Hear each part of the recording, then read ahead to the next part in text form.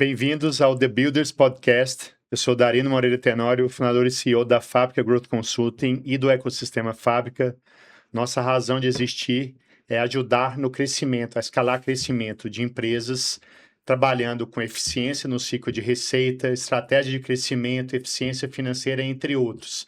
Atuamos em setores de uma grande gama de tecnologia, B2B, B2B, B2C, SaaS, marketplaces, entre outros, e na economia real, na infra, no setor de infra, de grande escala de construção pesada, varejo, agronegócio, entre outros. E eu sou Clarissa, Senior Partner aqui da Fábrica. É um prazer estar aqui hoje de novo e hoje recebendo o Igor. O Igor é founder e CEO da Cora. E falando um pouquinho aqui da trajetória dele, o Igor empreende há mais de 30 anos. Ele começou empreendendo no varejo da família dele, fundou o Moip, uma das pioneiras no mercado de pagamentos digitais no Brasil. Ele liderou a venda da empresa para um grupo internacional e aí que vem o principal ponto, né?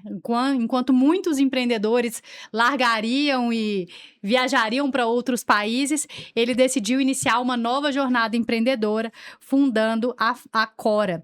A Cora é uma empresa criada exclusivamente para atender pequenos e médios empreendedores brasileiros e hoje já atende mais de 2 milhões de clientes. Muito obrigada, Igor, pela sua presença. Seja super bem-vindo. Muito obrigado. E assim, um papo entre mineiros, né? A gente já se sente bem-vindo de casa. Isso aí. Show de bola. Obrigado, muito obrigado pelo convite. A gente estava conversando na prévia dos primeiros movimentos, né, da tua história, que tem um movimento meio de misturar negócio com governança, com família, que é meio complexo e essas histórias são várias, né? Muita gente começa exatamente do mesmo jeito, né? E o seu jeito foi o mais clássico de governança familiar, que é começar um negócio com o seu pai, quando você era moleque ainda, né? Então, eu comecei trabalhando com meu pai com 14 anos e eu comecei como estoquista. Que legal. Então, era um negócio que meu pai mandava, eu fazia e fomos assim por muitos anos. E aconteceu um negócio de eu ter a oportunidade de passar por várias funções dentro da empresa. Então, comecei como estoquista, fui caixa, vendedor, gerente de loja. E nesse processo todo eu fui juntando um dinheirinho, porque morava com os pais e tal, então eu tinha essa facilidade. E eu também tive uma outra oportunidade interessante que meu pai também me proporcionou, que é o dinheiro que eu fui ganhando ao longo do tempo, eu comprei bezerro, o bezerro crescia e virava boi. Eu vendia boi, comprava mais bezerro, fui fazendo isso algumas vezes.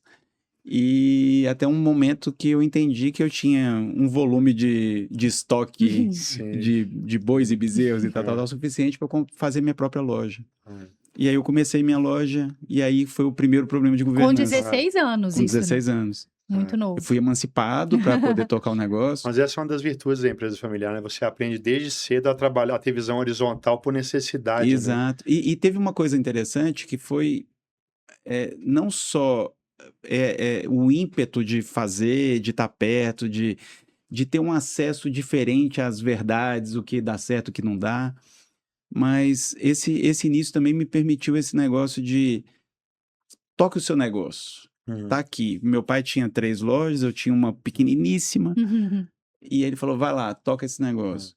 Só que... Você começa a ver que se você não fizer nada, nada vai acontecer. Exato. Né? E teve um negócio que foi muito curioso, que foi meu pai, ele... Eu tava imaginando, eu acho que talvez tenha subido um pouco a cabeça o negócio do emancipado. Eu achei que eu tava me emancipando de fato, sabe? Só que na cabeça do meu pai eu continuava filho dele, aquele menininho de sempre e tal. E aí o que acontecia foi que no decorrer do tempo eu ia tendo uma ideia, falava assim, vou fazer não sei o quê. E meu pai falava assim, mas eu sempre fiz assim e você não deveria mudar. Em alguns casos dava certo, em alguns casos dava errado. E aí, num desses casos que deu certo, eu fui lá e falei com ele, aí, ó, tá vendo? Tem que fazer diferente mesmo e tal. E ele ficou muito do bravo. E ele falou assim, ó, vamos fazer o seguinte, então toca você. Você não sabe tudo? Isso com 16 anos. Você não sabe tudo, você não é o bonzão? toca. Só que você não vai tocar só a sua loja. Você vai tocar a sua loja e as minhas. Nossa. E aí Pressão. eu lembro de chamar minha irmã e falar assim, olha, o problema é esse. Sua irmã trabalhava na empresa também? Não, Não. o problema é esse.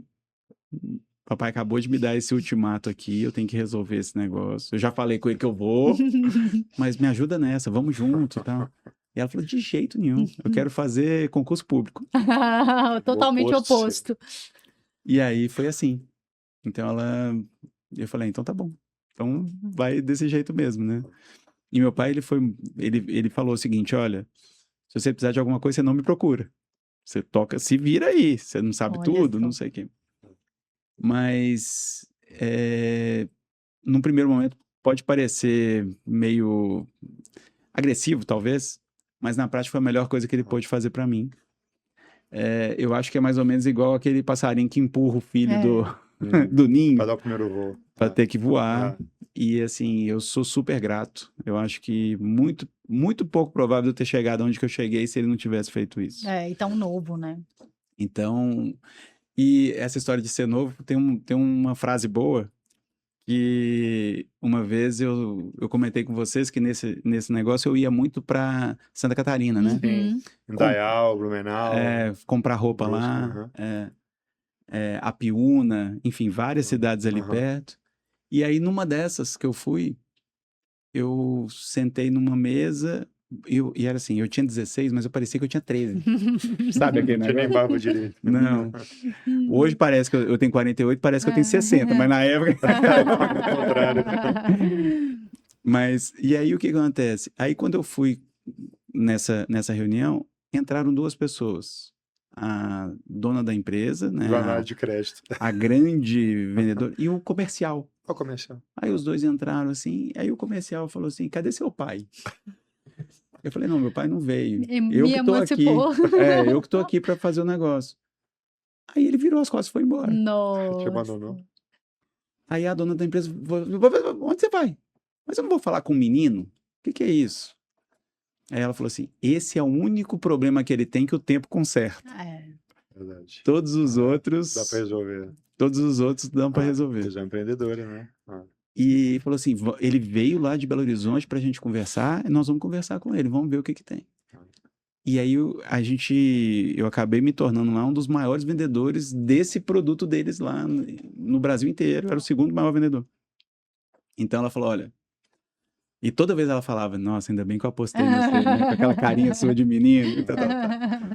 Legal. Então foi super legal e assim, e aí eu vivi de tudo, né? Dentro desse negócio desse mundo que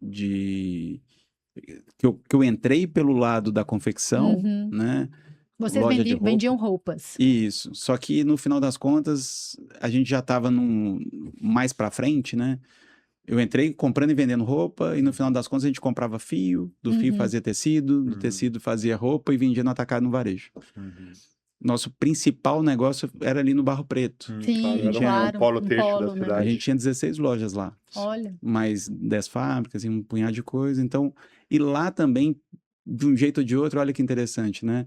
Eu nem tinha me tocado nisso, mas era lá, eu já estava começando a vender no atacado, então eu vendia para outros CNPJs, para outras empresas B2B. e tal. Você estava aprendendo sobre o B2B. Estava aprendendo nesse sobre negócio. canais de distribuição também. Então, é isso que eu estou vendo aqui. Tem algumas aulas aí que são práticas até hoje, né? Essa questão da gestão familiar é governança, né? Isso. Governança, cada negócio que passa, você vai desenvolvendo um aspecto diferente, mas aposto que o negócio da Cora teve discussão de governança que você se lembrou lá do início, né? Exato. Tem uns fundamentos que não mudam, né? Dependendo do porte da empresa, né? Mas assim, e ter entrado muito cedo foi muito importante para mim, sabe? Eu acho que me favoreceu, assim, demais em toda essa jornada. Assim. E aí, como é que foi essa transição de você ter deixado esse negócio para fundar o Moip? Como é que foi isso? Então, você assim de fora parece que foi uma virada de página, né? Mas na prática, eu lembro direitinho, eu estava indo trabalhar um dia, sabe aqueles dias que dá uma virada, né? Eu estava indo trabalhar, Avenida Brasil, descendo, indo lá pro Barro Preto, e tava parado no sinal e com um sentimento ruim, falando assim, gente, eu não queria trabalhar hoje. Não sei o que eu tô sentindo, mas não queria. E, e aí eu lembro de tudo. Eu lembro onde que eu tava, eu lembro a música que tava tocando no rádio, eu lembro tudo. E aí eu tô assim, mas por que eu tô sentindo isso? E aí a conclusão é que eu não gostava daquele negócio. Eu tava tocando um negócio que era do meu pai. Já tinha 9 anos que eu tava tocando um negócio, mas não era o meu negócio. Eu tava lá, caí naquele negócio. E, e aí eu pensei, beleza, agora que eu cheguei a essa conclusão, eu tenho essa responsabilidade de resolver esse negócio. Só que ao mesmo tempo, o negócio era um negócio que bancava a minha família. E aí como é que você resolve Não é um uma troço decisão tão desse? simples, Não é né? fácil. E aí eu lembro de passar um tempo, assim, eu lembro de trabalhar até não sei que hora da noite tentando pensar numa forma de contar pro meu pai. E aí eu chamei meu pai, conversei com ele exatamente igual eu tinha me programado. Já tinha um negócio ele falar isso, eu falar aquilo, sabe aquela Contorno de coisa? objeções, Tudo, né? tava tudo Tava com o mapeado espintelho lá. lá no ponto e deu tudo errado na hora de explicar pra ele. Não, aí na hora que eu falei com ele, eu falei assim, pai, então é isso, eu cheguei a essa conclusão e tal. Ele falou assim, perfeito. Eu queria que ele voltasse, a princípio. Ele falou assim, eu não vou voltar. Nossa. E eu não vou voltar porque o negócio ficou complicado demais, né? Eu tinha um negócio de um tamanho, agora o negócio tá muito mais gente, muito mais complexo. Não quero. Não quero mais esse troço. Dilema de Então, sucessão interna da família. e ele falou, tô vendo 3 coisas. 3 caminhos. Ou a gente dá, ou a gente aluga, ou a gente vende. Pô, é uma decisão sensata dele, pô. Ele Eu trouxe falei, alternativas boas, Eu pô. falei, entendi. Eu falei, então me dá um tempo aqui, vamos tentar resolver. A gente voltou depois de um tempo e a gente vendeu, sabe? Ó, conseguiu vender, ótimo. Vendemos e Melhor das 3 opções, né? Talvez não pelo melhor valor possível, Sim. não maximizamos o valor, definitivamente não. Mas foi um negócio que aí eu me senti emancipado de fato, que era uma grana que eu sabia que ia resolver a vida do meu pai e da minha mãe, e aí eu podia trabalhar para mim sem aquele peso, sabe? Sem Sim. aquele negócio. E aí foi aí que, um pouquinho mais para frente na história, eu fiquei sabendo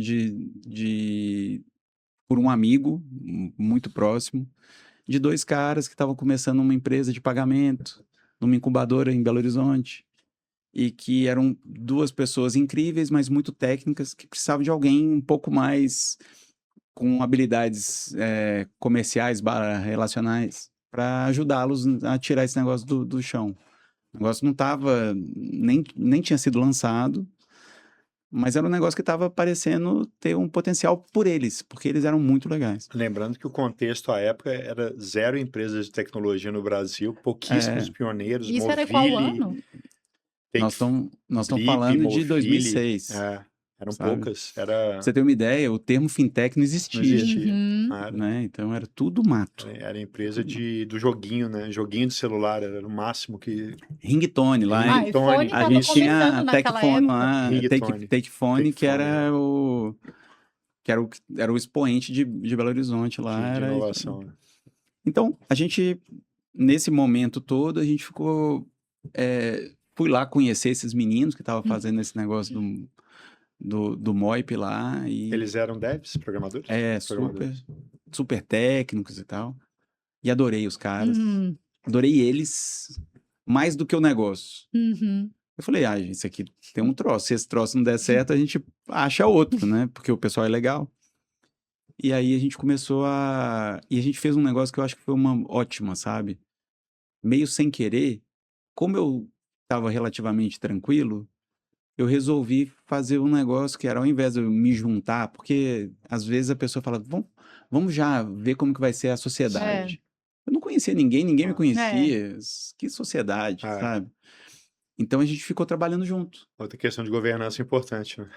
Olha só. A gente ficou 6 meses trabalhando junto. Uma boa prática sem saber, né?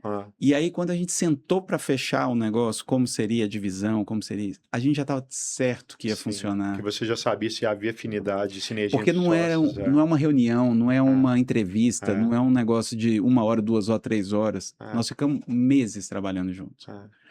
E aí, na hora que a gente A sentou... realidade fala mais alto que o acordo de acionistas. Primeiro vem a realidade, a É relação entre o isso. sócio, contra os acionistas vai parar as arestas. Mas E se isso mais aqui do não que parar de isso. pé, não tem contrato que segure nada de pé. E mais do que isso, aí vem um negócio do que você espera. Uhum. Essas pessoas realmente são complementares? Ah, perfeito. Então, check. A gente era complementar, de fato. Mas tem um negócio disso de ser complementar, que é o seguinte: você tem que ser complementar em tudo, menos nos valores. É. Na verdade. Porque o que importa, Sim. você tem que ser muito coeso. Ah. Porque senão, na hora que a coisa esticar, Cada um vai puxar para um lado. e aí o risco é real para o negócio. Claro. Então é muito importante que, no que importa, ser todo mundo parecido. E se tiver divergências nas outras coisas, é maravilhoso. Então, nesses 6 meses, isso ficou muito explícito pra gente. A gente via de forma muito nítida que a gente se complementava mesmo, Que legal. sabe? Uhum. E aí, tanto é que a gente falou assim, então, acho que já deu, vamos sentar e vamos resolver. E não demorou 2 minutos. Legal. Tava todo mundo certo, o que cada um ia fazer, como que a gente ia se dividir e por aí vai, sabe? Então foi muito legal. Foi Muito legal. Nossa, Diferente que ver essa lição prática. valiosa, né? Diferente ver essa Isso prática. aí pra mim foi e é diferente de todos os... Inclusive o amigo que nos apresentou falou assim, vai lá e senta e faz um contrato, sabe? Sim, Mas, porque é o tradicional. é uma lição valiosa de alinhar valores, alinhar propósito e buscar pessoas que tenham competências complementares. Então, na competência, buscar ser diferente, mas nos valores, Muito buscar alinhados. alinhamento. E assim, a gente deu sorte, né? Porque, imagina, de todas as pessoas no planeta, você conseguir ter isso é muito difícil. E eu É um acho, casamento, né? E eu acho, por exemplo, eu sou casado, eles são casados. Mas a gente trabalha junto há mais tempo do que eles são casados, né? Então, de todo mundo é casado. Só o Daniel, que é a esposa, ele namorava antes da gente já. Mas muito tempo. Então é uma relação diferente. A chance de não dar certo é muito maior do que dar certo. Então, Vocês acertaram 2, hein? Na vida Acertamos. pessoal e profissional. Acertamos. E eu acho que... E sempre quando me perguntam sobre isso, eu acho que do ponto de vista profissional e também pessoal, eu acho que a primeira grande escolha que você tem que fazer é com quem que você vai dividir essa jornada, sabe? Perfeito. Porque isso aí já já te coloca num outro lugar, sabe? Eu diria que, além dos sócios, o time de líderes que vai te ajudar a dar os saltos, né? Esse é o segundo passo. O primeiro, sem dúvida, são os sócios. E depois vem todo aquele primeiro time que trabalha, que ajudou a tirar o negócio do chão, né? Com certeza. Esses fundamentos seus, eles criam o DNA da empresa, né? Essa história que vem no início, depois quando ela é recontada, né, você vai ganhando força em relação a isso. A gente falou muito, né, dessa questão de governança familiar e de empreendedorismo. Veja como é que as coisas são conectadas e não separadas, né? Não é artificial a criação. Outra coisa, né? Não é uma criação artificial, não é uma criação de advogados, né? É uma coisa que acontece por isso, por vocação, por sinergia. E você falou muito da parte também de prática de business, né? Você transitou no negócio de varejo, do seu jeito no agronegócio, que até hoje, né, vários negócios são criados por pilares mais ou menos parecidos. Fluxo de caixa, engorda e vende, ciclo de caixa, qual o retorno que deu, quanto tempo que vai durar, estoque vivo e vai embora. Quais esses fundamentos de eficiência financeira, de execução que você aprendeu que serviram com essa visão empreendedora, dado que empreendedores é tirar as coisas do papel? O que desses princípios básicos que foi útil para você ao longo da... Na verdade, eu já entrei com o chip de responsabilidade financeira. Você pagava a conta na pessoa física. Você pagava o ônus era na pessoa física. Então, isso é um negócio que sempre... E a gente, mesmo o Moip, a gente fez um Moip com muito pouco dinheiro de fora, né? Com um investimento muito pequeno. Na época não tinha, né? Essa cultura, né? Então, pra vocês terem uma ideia, a gente fez um Moip com 500 mil reais. E agora a gente levantou 137 milhões de dólares. Então, assim, são mundos completamente diferentes, né? E na história do Mas Moip... talvez você estivesse mais exposto com os R$ 500.000 na pessoa física do que de É, risco e aprendizado, não, né? com certeza, não tinha Pioneirismo. mais nada além daquele negócio, né? Mas no Moip eu acho que tem o grande aprendizado, eu acho que o grande negócio é que cada centavo valeu Conta. demais. Uhum. E às vezes valia até mais do que deveria, porque a gente passava do ponto, a gente era até mesquinho em algumas Uhum. coisas, sabe? Então a gente tinha que contratar gente muito barata, a gente tinha que fazer todo tipo de economia que você pode imaginar. E essa cabeça de estar sempre tentando otimizar, você perde muita oportunidade também, Sim. né? Então a Cora permitiu a gente ter um equilíbrio um pouco melhor nisso De também. inovação e execução, né? De E até eficiência. assim, de poder se dar o luxo de ter um time muito legal, Uhum. de poder ter uma estrutura muito Uhum. melhor na largada. Você estrutura primeiro, depois cresce. Então a gente fez. A Cora já foi assim. Deixa eu ver as coisas que eu fiz de errado no Moip e vamos fazer diferente na Cora. E é E de fato, justamente e a isso. gente fez de fato isso mesmo, fez uma lista das Ah, coisas que que a gente fez legal. errado. Quero saber dessa lista. Então, antes da gente ir para a Cora, fala um pouquinho mais do Moip, como é que foi? Então, depois que vocês se juntaram e começaram realmente o negócio, como é que foi isso? Porque no final vocês venderam, Uhum. né? E aí, antes da gente falar da venda, conta como é que foi essa jornada empreendedora, alguns principais aprendizados que você teve para depois a gente evoluir E por que você para não a parou? Cora. Por que você não foi para a Suíça, para É, Miami? aguarda essa pergunta aí, Darino. Já chego nela lá. Mas o grande negócio é o seguinte, o Moip a gente fez todo o caminho, né? A gente começou o negócio, 3 caras numa incubadora e crescemos esse negócio para uma empresa com 500 pessoas, a gente chegou até 3 milhões de clientes, enfim, o negócio ficou grande, enfim. E uma das primeiras empresas de pagamento no Brasil e Uhum. tal. Mas a gente aprendeu tudo, né? Eu acho que uma das coisas que foi muito marcante pra gente é que a gente entendeu até, e foi bom que a gente teve, eu lembro dessa conversa que a gente teve, que é o preço da reputação. Que a gente entendia que a gente não estava ali no transacional fazendo um negócio e pronto, acabou. A gente queria sempre otimizar para o longuíssimo prazo. Uhum. Entendendo que é um jogo de iterações, de múltiplas iterações ou interações infinitas, e que, no final das contas, aquilo ali era só uma parte do processo. Perfeito. Então, em toda oportunidade que a gente teve, todas as decisões, todos os pontos de decisões que a gente teve, a gente sempre otimizou por esse longo prazo. Uhum. E isso eu acho que foi muito legal, que, por exemplo,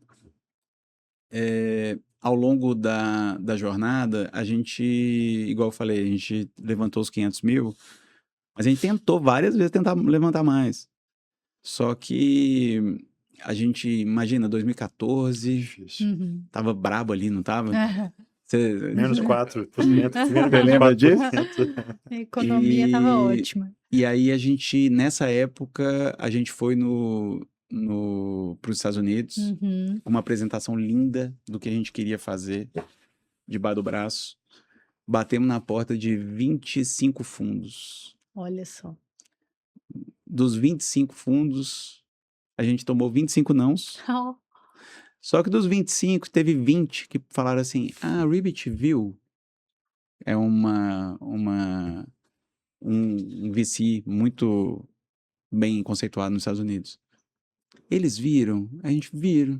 E eles vão investir? A gente não. Então nós também não vamos. Olha só. É o âncora. Então a gente percebeu que tem esse negócio. Tem um cara que é o set trender, né? Ele fala assim, tá indo para aquela direção Sim. e todo mundo acompanha. Ou ele faz isso porque ele tá certo, ou ele faz isso porque ele constrói a reputação quando ele entra, né? Não sei. Até hoje eu não sei qual que é a verdade.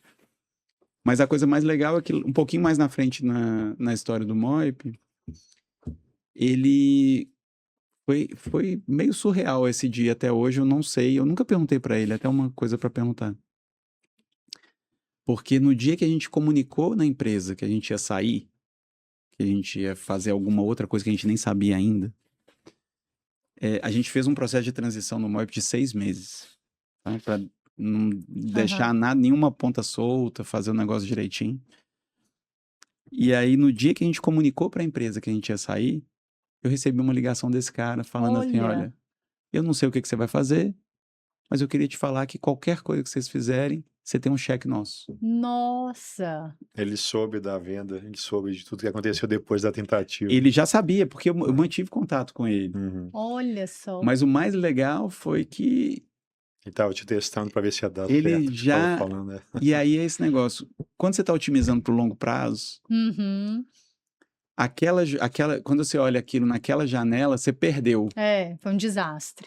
Mas quando você olha na janela do longo prazo, ele é meu sócio na Você abriu Cora, as portas, né? entrou desde o seed e está conosco até hoje, entendeu? Assim, então, a dinâmica é diferente. Que legal. Né? Então, eu acho que... Isso é uma mentalidade bem diferente do mercado de venture e de empresas de tecnologia que vivem de captação. Então a essa gente... visão de longo prazo, né? Eu acho que a gente deu sorte nesse negócio, sabe? E essa história de ter paciência, de construir relações, de fazer isso com a dedicação e o respeito que isso precisa, sabe? E saindo do campo mais transacional mesmo, que eu acho que é onde caem as coisas, sabe?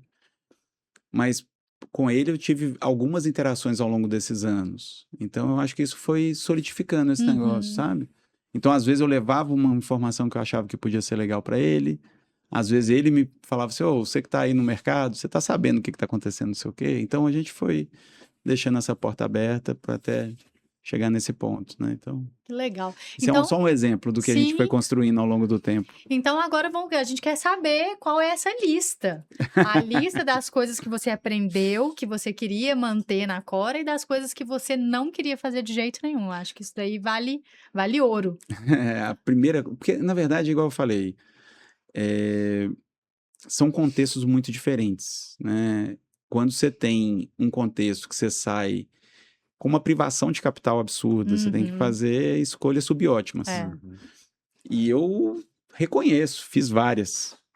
E eu fiz umas decisões subótimas por alguns motivos e outras por outros. Vou te contar algumas. Uma das decisões subótimas que a gente fez foi de contratar as pessoas mais baratas que a gente conseguia. E eu negociava com a pessoa, assim, a pessoa falava, não, eu preciso de ganhar 2.000. Eu falei, cara, não dá. Tem que ser 1.500. 1.800. Vai ser mais importante, vai fazer mais falta pra gente que pra vocês. E era muito apertado mesmo. E tanto é que a gente recebeu desses 500 mil de investimento, a gente tinha 6 meses para dar break-even. 6 meses. A gente fez em 4, a gente tinha 6, entendeu? No fio da navalha. Tudo não tem espaço, sabe? Então, esperava o mês fechar, sobrava o dinheiro e falava assim, e aí? Dá pra pagar a folha? Vai dar pra viver mais? A gente sabia. A gente só crescia porque dava para pagar a folha. Então, isso aí era fato. Mas o que sobrava, a gente falava assim, espera aí, nós vamos contratar um dev ou um vendedor?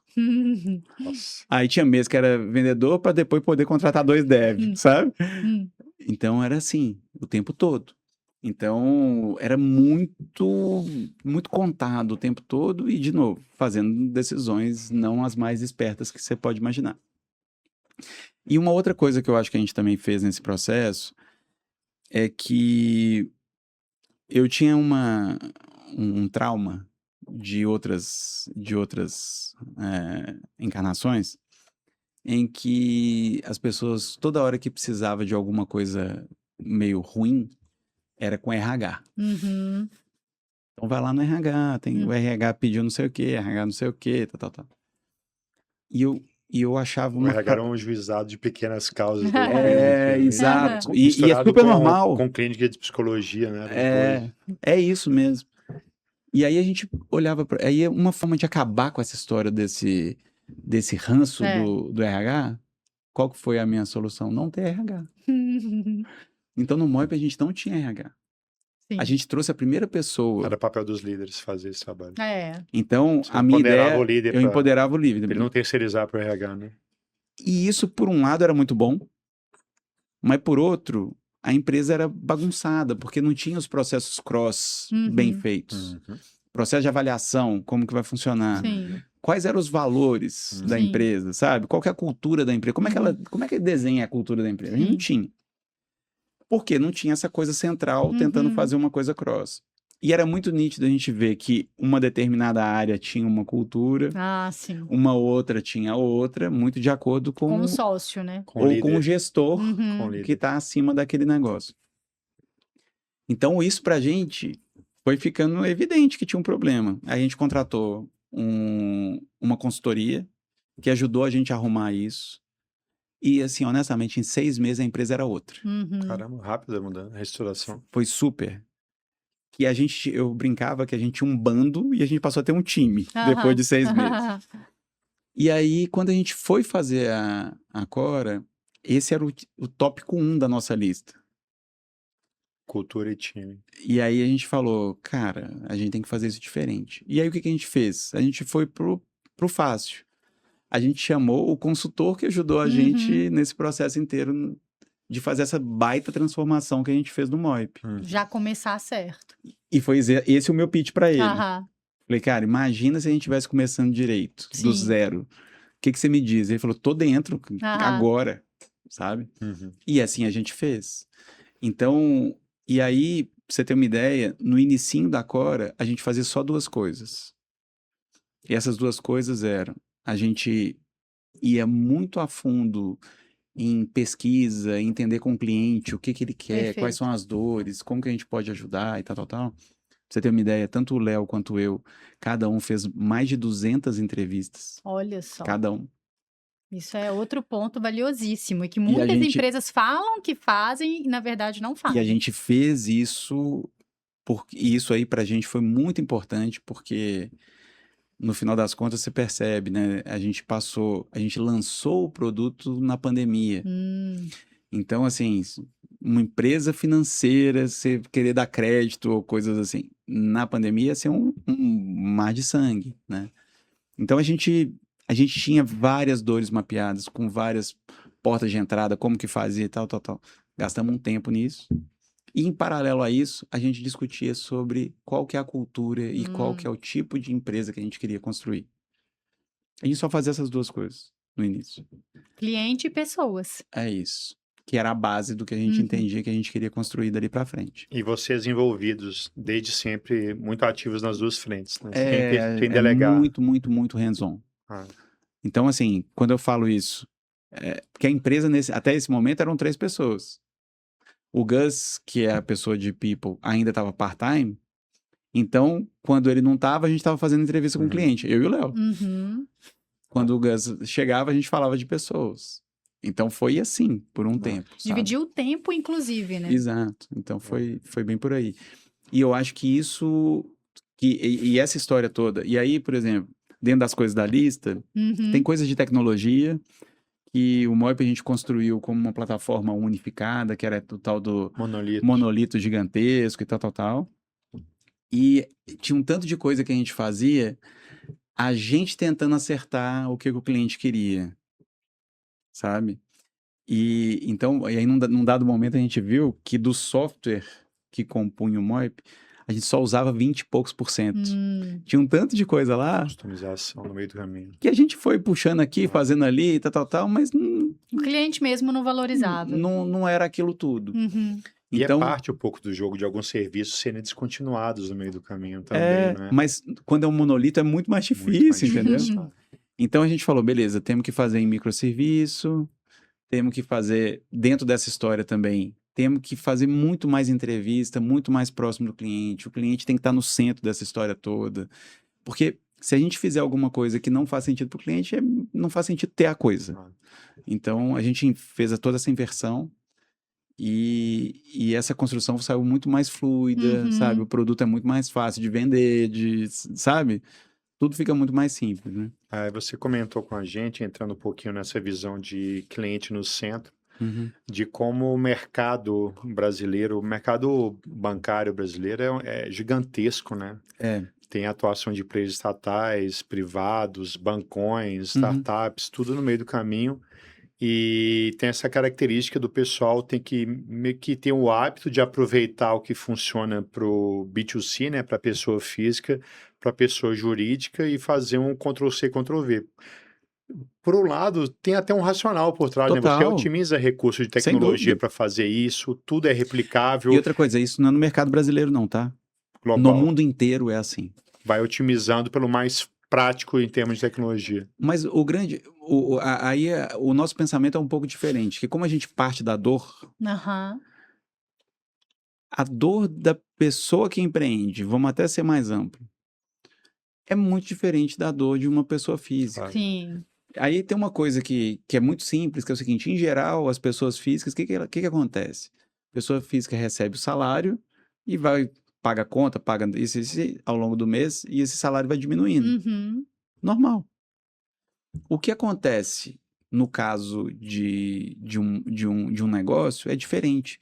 Tem que harmonizar dois fluxos É. de recebimento e pagamento. Entrada e saída, isso. Muito mais complicado. É.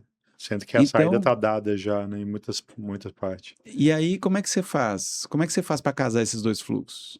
Então, por exemplo, todos os bancos, quando você entra no app, em geral, você vai direto no extrato. Sim. Uhum. Na Cora, quando você entra, o que você vê Gestão financeira. é a projeção de fluxo de caixa. Ó, que legal. Que é a primeira pergunta que o empreendedor quer responder rápido, né? E como que ele olha isso? E até a forma que ele olha é como que ele acompanha o negócio dele, é por semana. Uhum. Então ele sabe Que é a como é vida que real. tá. A visão semanal é a Ele básica. sabe se naquela semana ele vai ter algum problema de fluxo de caixa ou se não. Então, assim, é esse tipo de coisa que a gente quer fazer. A gente sempre fica olhando assim, aonde que tem dor? Aonde que a gente consegue resolver, sabe? Uhum. É, eu acho que esse é o grande diferencial da Cora, né? É realmente, como vocês passaram por isso, você contando agora o exemplo, tá me vindo aqui a história de quando vocês eram empreendedores lá no Moip, que Não. vocês tinham 6 meses para fazer a empresa virar. E É essa é a isso. grande realidade da É maior isso. parte dos empreendedores brasileiros. Não, a gente tinha o luxo de De poder ter esperar 6 meses. Ah, exato. A maior Mas parte não tem. é na semana mesmo, é literal na semana. E a outra coisa que eu acho que é interessante também é que dentro dessa nossa curiosidade, nessa nossa intenção de realmente entregar um produto de valor, a gente começou a ver coisas assim, poxa, todo banco emite boleto. Uhum. Só que em geral todo mundo fica nisso. A gente queria fazer mais. Então a gente viu que, por exemplo, a dor da pessoa que empreende não é a emissão do boleto. É o depois, é o cobrar. Claro. Sim. Então a gente fez um negócio que é.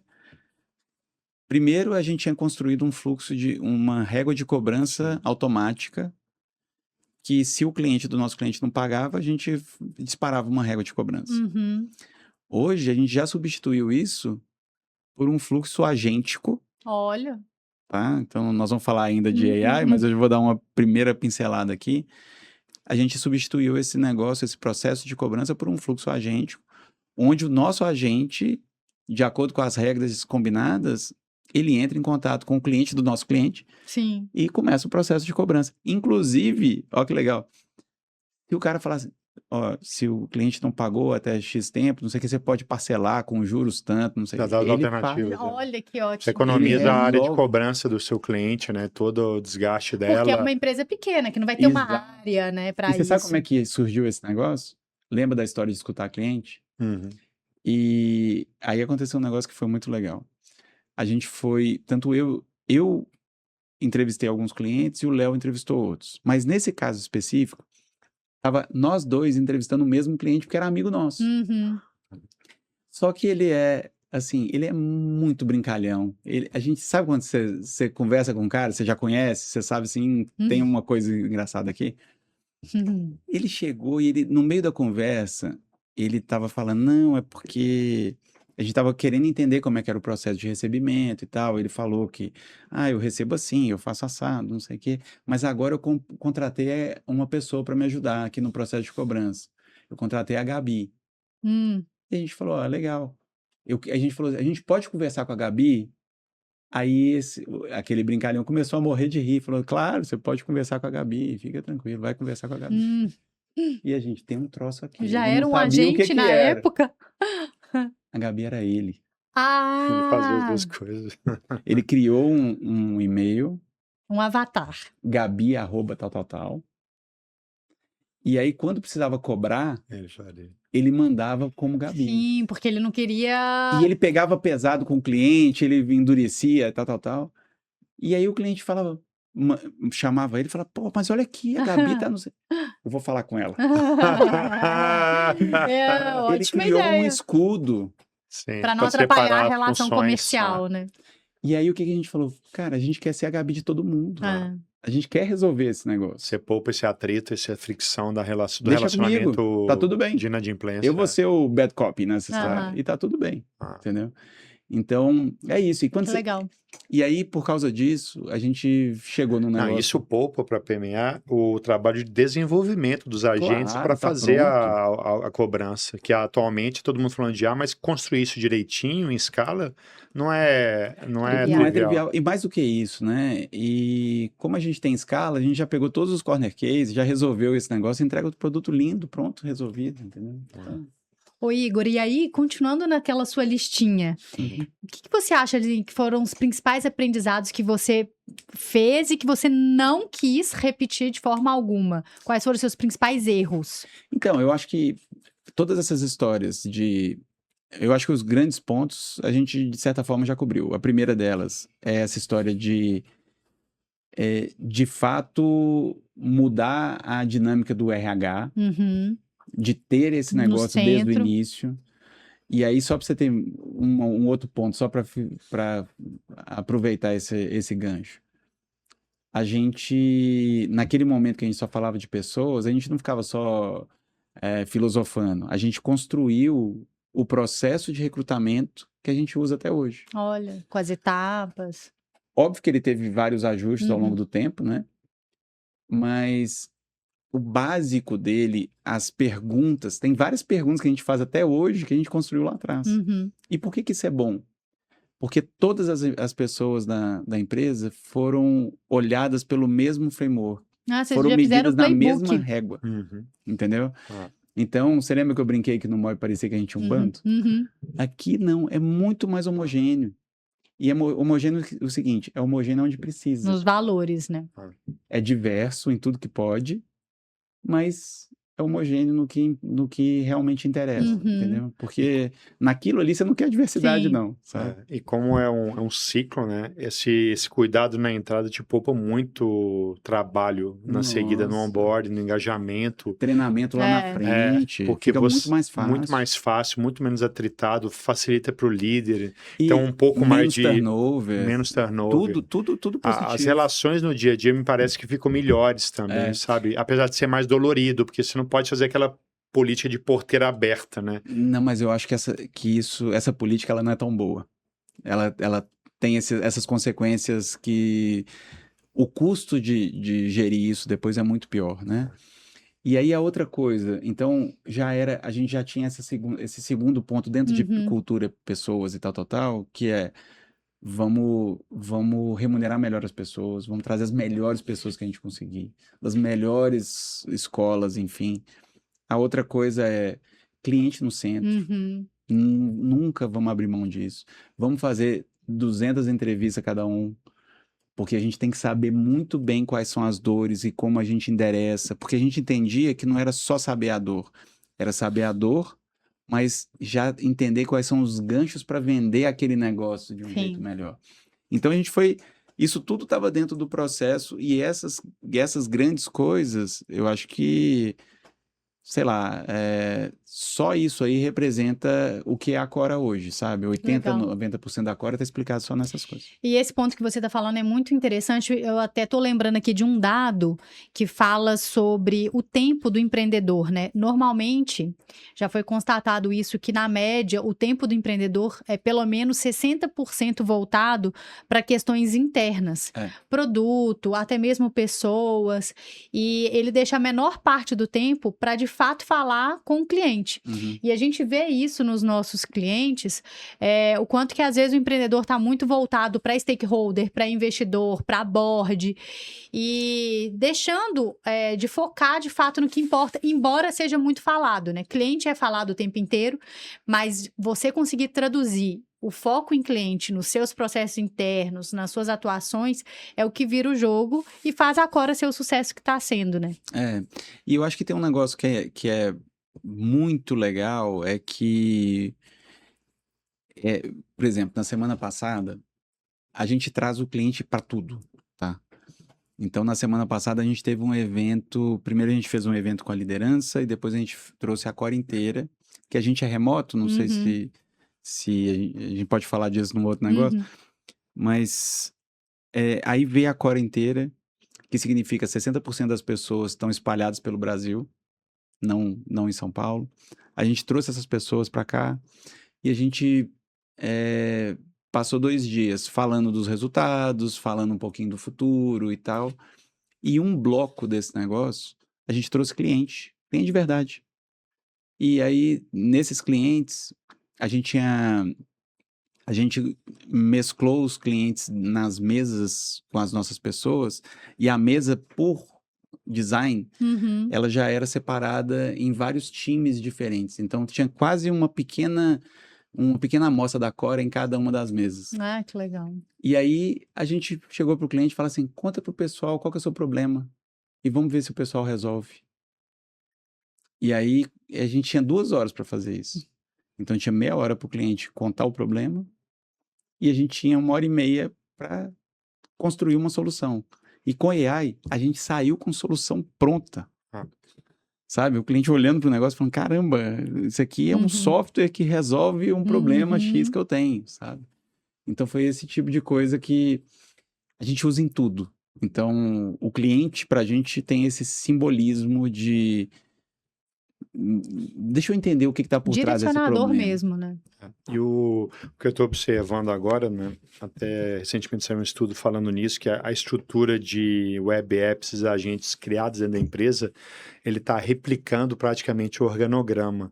Essa noção de juntar o cliente para puxar uma discussão interdepartamental, ela não pauta isso. Exato. A metrificação do retorno que o agente ou web app ou do seu uso da IA está fazendo também não pauta. Então, basicamente isso. Todo mundo está querendo acesso ao Claude, todo mundo está querendo ter liberdade para criar o seu app e, caramba, e para contar, e para postar, né? Que fez um app legal, que está mudando a vida, que está trabalhando até 2 horas da manhã. Mas esses fundamentos, né, de ouvir o cliente, de time interdepartamental, né?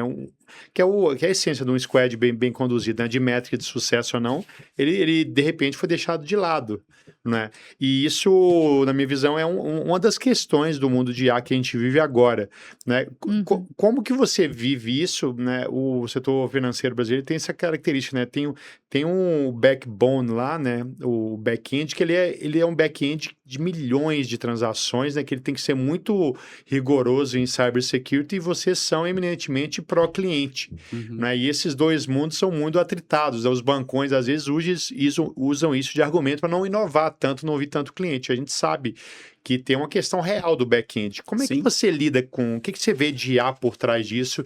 Como é que você vê essa filosofia dessa... Esse exemplo do Squad é ótimo, porque você colocou na mesa 3 dilemas, né? Você não metrifica se deu certo ou não, você não está ouvindo o cliente, está colocando o time para trabalhar horizontalmente, né? Na minha visão, já tem 3 princípios aí que ninguém está fazendo direito em IA. O que você vê isso aplicado? O que você vê de top tendência de IA? O que vai parar de pé? O que você está vendo o pessoal fazendo errado e para onde que a gente está indo? Cara, AI para mim, vou dar um passo atrás, tá? AI para mim é uma revolução, é um negócio absurdo. Daqui a pouco tempo, a gente viveu, né, na nossa idade, a gente viveu internet, a gente Telefone viveu telefone celular, a gente viveu os apps, que veio depois, antes só tinha cobrinha, né? Aí depois apareceram um tanto de app aí. A gente foi vivendo essas fases, né? Mas nenhuma... Na velocidade e na amplitude. É igual AI. E eu tenho certeza que esse negócio muda o jogo, assim, drasticamente, tá? E aí, Aí isso me leva a 2 lugares, tá? Então, o primeiro deles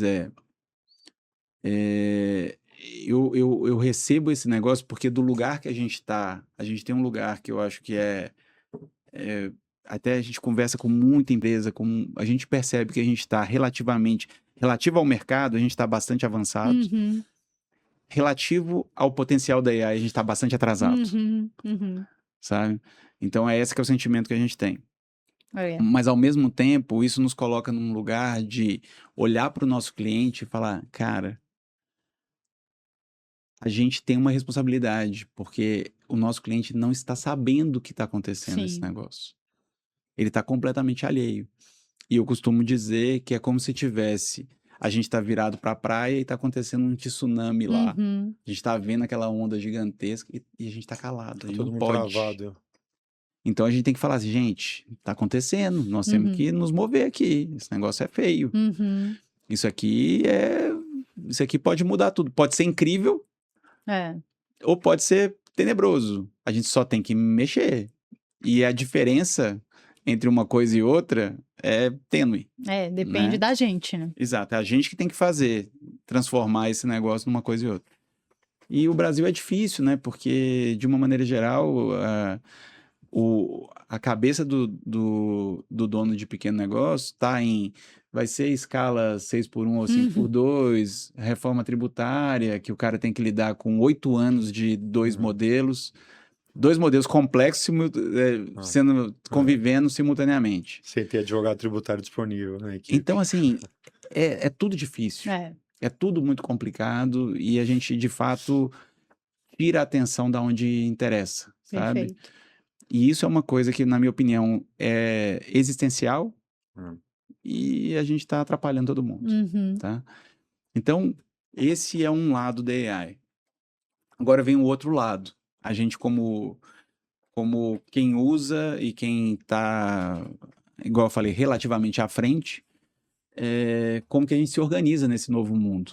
Que é, no final das contas, a sua pergunta, o core da sua pergunta. E na prática, o que acontece é o seguinte: ninguém sabe. Na prática, ninguém sabe. Tá muito novo para todo mundo, né? Mas uma coisa que a gente já entendeu é que, e os nossos testes estão caminhando para uma coisa mais para isso, que são times pequenos, muito menores do que os squads tradicionais, multidisciplinares também, muito menores, com muito mais habilidade de desenrolar as coisas, sabe? Com muito drive de ação e tal. A gente acha que esse que vai ser o setup vencedor. As pessoas, porque uma das coisas legais da AI é o seguinte: todo mundo passou a ser uma pessoa muito legal, nota 7. Em qualquer assunto. Fala um assunto qualquer aí, eu te dou uma resposta agora sobre o assunto, nota 7.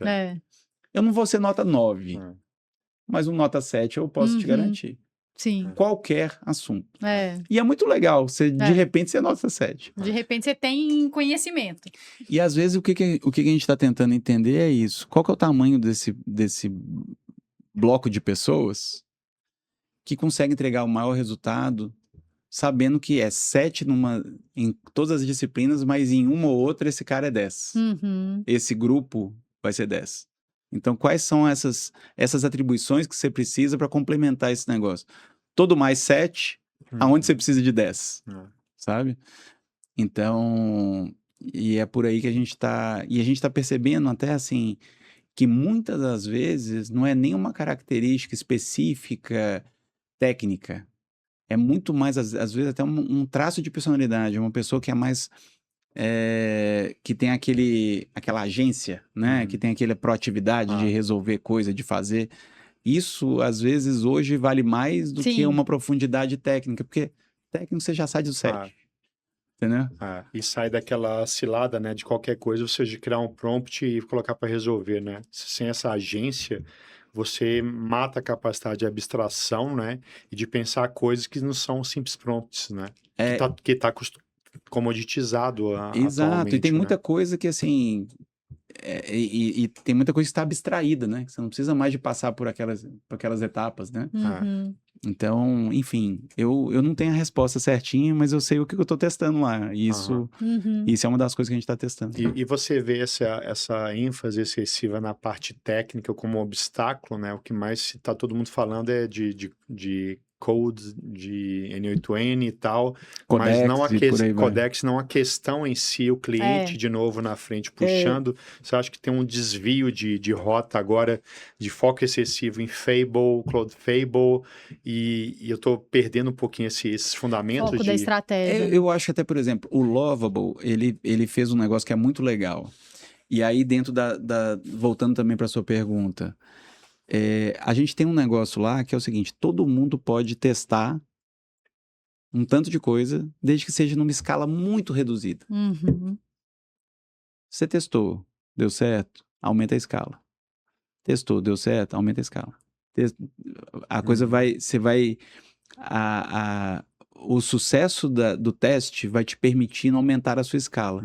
Até o ponto de você chegar num determinado ponto e falar assim, isso não é mais um teste, agora tem que fazer o processo de evoluir, e aí tem que olhar, ver se não tem nenhum tipo de problema de cybersecurity e tudo mais, sabe? Assim, Sim, você começa, a gente tem uma série de checagens, obviamente, claro.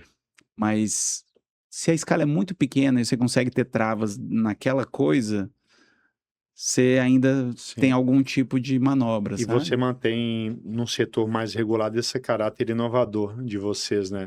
Você abre espaço, né, para o cyber não travar na largada, né, os marcos. Né? A gente tem, obviamente, eu tô construindo um negócio, tudo parecido como uma cebola, né?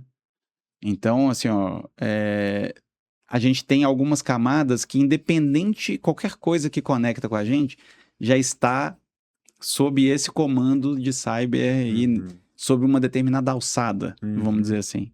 Nunca vai ter um volume maior do que não sei o quê, nunca vai ter, sabe? Então, o transacional está equacionado. Já existe uma governança nisso e que a gente dorme tranquilo. Mas, ao mesmo tempo, isso nos dá uma liberdade de, principalmente coisas mais periféricas, poder testar com mais liberdade. Que legal. Igor, infelizmente a gente já está caminhando para o final aqui do nosso podcast. E você trouxe lições muito valiosas que eu tenho certeza que vai ser muito útil para os nossos ouvintes. E o que mais me marcou foi essa visão da governança, de escolher os seus parceiros, o foco no longo prazo.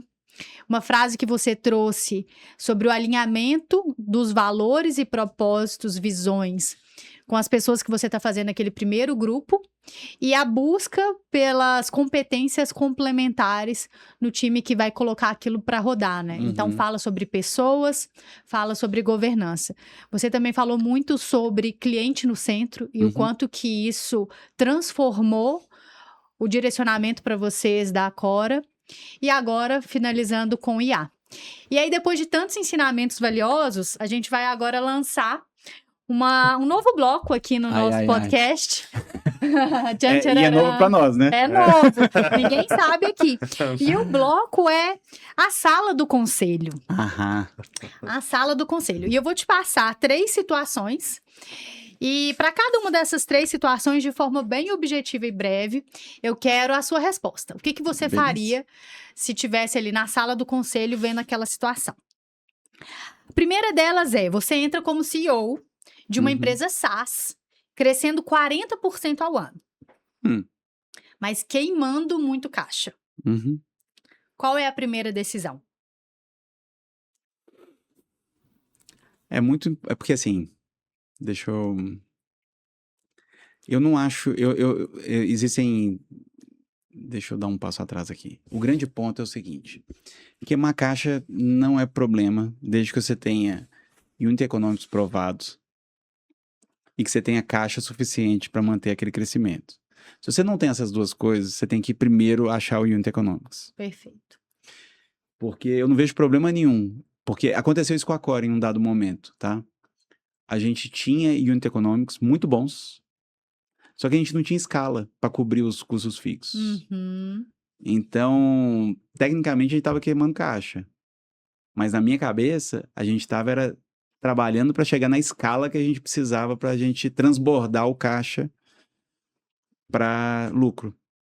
Então era uma questão temporária, sabe? Então, por Perfeito. exemplo, desde 24 a gente dá lucro. Mas desde 22 eu tenho um econômico positivo. Desde Uhum. 21, final de A 21. importância das métricas certas para gerenciar o seu Que negócio. aí cada métrica no momento certo do Uhum. negócio, sabe? Então, não sei se te ajuda. Sim, perfeito. Excelente. É, Tem algo a complementar, Darino? eu acho que você depende de ter o modelo corretamente colocado, né? Você tem que ter um CFO e um time que meça as variáveis que importam, né? O Unit Economics, o que está por trás dele, né? Eu estou medindo as coisas certas, né? A questão do A audiência entende o que é Unit Economics? É bom você Acho que explicar. vale. Vale. É que, na verdade, o Unit Economics é uma métrica super simples que você mede tanto receita quanto custo a nível de cliente. Exato. Perfeito. Né? Então, você consegue saber, esse cliente, ele está me dando um resultado ou não está? Ao Uhum. longo do ciclo de vida dele. Mas você pode fazer isso, porque ao longo do ciclo de vida, aí é mais um cálculo de lifetime value, né? Mas no primeiro momento você fala assim, unitariamente esse cliente dá resultado? Uhum. Dá. Então vamos colocar mais clientes. A gente sabe trazer mais clientes como esse, então abre a porteira e faça, né? Então, acho que é por aí. E, assim, considerando os trabalhos de M&A que a gente trabalhou de Venture Capital, né, de investimento em tecnologia, eu acho que o que está por trás disso é onde mora a questão, né? Uhum. Aquelas mexidas de gasto com marketing, gasto com desenvolvimento, o que é ativável e o que não é, são questões que complementam isso e a gente está esperto para não se iludir aonde que a gente vai parar e mexer nas alavancas certas, né? Eu tento gerir a empresa do jeito mais transparente possível, sem me enganar. Né? Porque Essa é a tem dificuldade. Porque tem um tanto de gente que parece que gosta de se enganar, né? Lógico. Assim, tem uma empresa de software que vai trabalhar desenvolvendo software pro resto da vida, mas ele prefere chamar aquilo de outra coisa, sabe? Não é despesa, é ativo, sei lá. Sabe? Então, assim, eventualmente, se você olha para aquilo você pode ter um entendimento fiscal daquela coisa, e tudo bem, não condeno, mas tem que ter um entendimento gerencial de como que esse negócio funciona. Sim, excelente. Muito bom. Muito bom. Agora, segunda situação. Um founder já identificou o seu product market fit, mas não consegue escalar vendas. Onde você investigaria primeiro? Minha opinião, ele não tem product market fit. Porque o product market fit, ele só existe se você entende como que você faz. Porque o product market fit, na minha opinião, ele é uma combinação de duas coisas. É o produto para o cliente. Perfeito. Você não pode ter uma coisa ou só outra. E o elo de ligação entre os dois. Se você não tem, você não tem. Você não Acho tem que é por aí. go-to-market, você não tem escala de vendas, por definição. Você tem uma meia-verdade aí. Sim. Mas Agora, não é incomum. Afirmarem de pé junto que tem um market fit, que só falta resolver a máquina de vendas para o mundo ficar... Muito legal essa conclusão. E aí, dado que você já consegue escalar suas primeiras vendas, como é que você faz para dar o próximo passo nessa visão de vendas mesmo? Como é que você tem alguma estratégia, algum direcionamento para escalar as vendas, uma vez que você tem o posicionamento correto de produto? Eu tenho a métrica mais importante que a gente olha lá. Obviamente, nós estamos generalizando aqui, pegando o meu caso específico, mas o jeito que a gente gosta de fazer é olhar sempre pelo payback. Porque na prática, o que acontece? E o termo que a gente usa é a reciclagem do dinheiro, né? Porque, por exemplo, quando você vê quanto você tem de caixa e você vê quanto tempo de payback que você tem. Então, por exemplo, eu tenho o meu caixa se eu colocar ele todo para trabalhar, eu tenho um runway de 12 meses. Só que eu tenho payback de 5. Então, dentro de 12 meses, você tem 2 rodadas que você pode fazer com esse próprio payback. Você está coberto. Sim. Então, você pode fazer. Vai. Se alguma coisa der errado, você ainda tem espaço, né? Então, Agora, a coisa, se você... O payback na minha cabeça é a métrica mágica. Então, eu não tenho problema nenhum em pagar R$2 milhões para trazer um cliente. Desde que o payback seja dentro do prazo que eu quero. Aham. Entendeu? Então, Uhum. aí... Ótimo. Muito bom. E a última situação. Você pode contratar apenas um executivo. E acho que bem legal essa pergunta, porque você, de fato, vivenciou isso, né? Uhum. Você pode contratar só um CFO, um CRO ou um head de produto. Quem você escolhe e por quê? Só tem essas 3 opções. Não, você pode escolher uma quarta. Pode encaixar um AI no meio. Poxa. Não, porque assim, imagina, quando tava eu e o Léo pensando em começar a Cora, a Isso. primeira pessoa que a gente trouxe foi a pessoa de People. É. Porque a gente de fato entendia que a gente precisava de ter consolidado um negócio que a gente errou no outro negócio. E eu acho que foi uma ótima decisão. De várias coisas que eu me arrependo, essa não está na lista, definitivamente. E eu acho que isso realmente ajudou a construir a Cora de agora.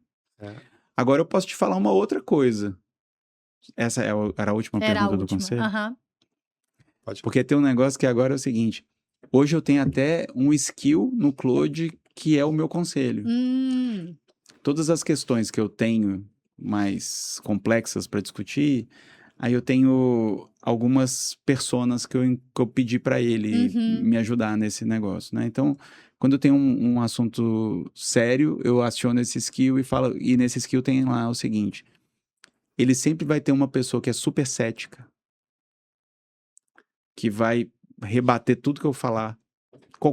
Pode ser a coisa mais incrível do mundo, mas ele vai rebater, vai achar os problemas, essa dica. vai ter todas as objeções. Tem uma outra pessoa que vai pegar a ideia e vai sempre esticar a ideia o máximo que ele dá conta. Então ele vai tentar transformar esse negócio numa outra coisa muito diferente, sabe? E tem o último cara, que é o cara que vai falar o seguinte: tá bom. E aí tem uma ordem que eu faço. Primeiro o cara critica, depois o cara alarga, depois volta pro que critica, aí tem uma interação entre eles. Aí depois entra um cara que ele fala o seguinte: tá bom, dado isso tudo, como que eu operacionalizaria isso? O dia 1 é um executor master. Aí ele fala assim: no dia 1 eu faria isso, no dia 2 eu faria aquilo, no dia 3 não sei o que, não sei o que. E ele sai com um plano de ação. Que máximo. E aí volta nos outros dois e um critica, o outro, sabe? Então, eu saio com um negócio, com um blueprint do que eu tenho que fazer, se a ideia é boa, se não é, eu vou saber quais são as objeções que eu poderia ter. E aquele negócio, eu já saio de 7, sabe? A ideia já sai pré-checada, assim, sabe? Muito então, bom. agora eu vou falar com outras pessoas, vou ventilar, mas assim... O que você critica aqui, sabe? A IA, ela permite você... A resposta de quem priorizar a contratação, ela passa para a definição de qualquer questão prioritária que você está enfrentando do ponto de vista de mercado e interno, né? E esses skills são um exemplo de como que você vai refinando qual que é a questão prioritária antes de decidir, né? Ela faz com que o impulso empreendedor você não decida tão rápido ao ponto de não passar por essas camadas da cebola de refinamento e de cybersecurity, se for ver, né? O crítico aí é o seu cybersecurity, que vai te barrando para você não... Não, mas igual, por exemplo, a decisão que a gente tomou lá atrás de trazer o diretor de pessoas como a primeira pessoa, ela era muito racional, porque assim, definitivamente a gente ia ter que contratar uma empresa inteira. Sim. Era a questão prioritária da época. Era o prioritário, era o 1 daquele momento. Sim. Daqui a pouco pode ser o 2 e por aí vai, né? Então, tá alinhado. Maravilha. E aí, só pra gente fechar, Igor, aqui na fábrica a gente gosta muito de enxergar esse prédio completo, mas mais do que isso, entender os tijolinhos ali que construíram esse prédio. E tá bem claro pra gente todos esses pilares que você desenvolveu. Pra gente poder fechar, quais desses tijolos você acha que, de fato, foram os mais críticos? Você falou sobre pessoas, mas reforça aqui pra gente esses pontos prioritários. Eu acho que, sem sombra de dúvida, ter o cliente no centro, eu acho que isso aí é muito mágico. Isso é muito legal para... E você deixar isso explícito. desde sempre, e as pessoas entrarem com essa cabeça, com esse foco, comprando essa briga, é maravilhoso. Você poder ter um time coeso, Uhum. com valores alinhados, com tudo no lugar certo, é mágico. Então, quando você vai somando essas coisas, eu acho que você tem uma completude. Hoje, por exemplo, o que eu falo com as pessoas? Nosso trabalho aqui é muito fácil. É escutar o cliente e entregar o que ele quer, Uhum. sabe? É um pouco mais complicado que isso, porque às vezes o cliente não te fala com palavras. Você tem que tentar entender o que está nas entrelinhas.